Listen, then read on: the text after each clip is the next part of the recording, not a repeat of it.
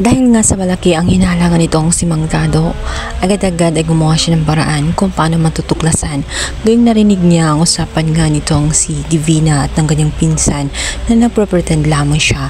At para nga makumpirma ang bagay na iyon, agad-agad kumuha siya ng mga hibla ng buhok mula sa suklay nga nitong si Divina at nitong si Princess. At dito na nga niya matutuklasan ang katotohanan na nagpapanggap lamang itong si Divina at ginagamit lamang niya itong si Princess. Agad nga nagmamadali itong si Mang Dado papunta sa hospital, ngunit sa pintuan pa lamang ay hinaring na nga siya ng bruhang magpinsan at agad na nagtaka itong si Divina kung bakit may lakad agad-agad itong si Mang Dado. Ang pagkakalam kasi niya ay kararating lang bakit nagmamadali itong umalis.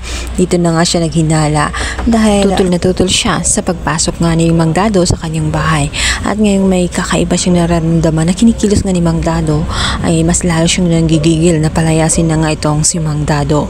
Ngunit mahuhuli na ba ang lahat dahil gumagawa na nga itong si Mang Dado ng paraan kung paano matuklasan at paano makonfirm ang kanyang mga narinig mula mismo sa bibig nga nitong si Divina. Sa ating nga napapansin, mukhang manganganib nga ang buhay nitong si Mang Dado. Sana nga lang ay hindi pa huli ang lahat at malalaman din ni Princess na hindi talaga siya totoong anak nga nitong si Divina. Kaya naman napakahilaw ng trato nga nitong si Divina at mas kinamkampihan pa niya itong si Libby dahil si Libby nga ang kanyang totoong anak.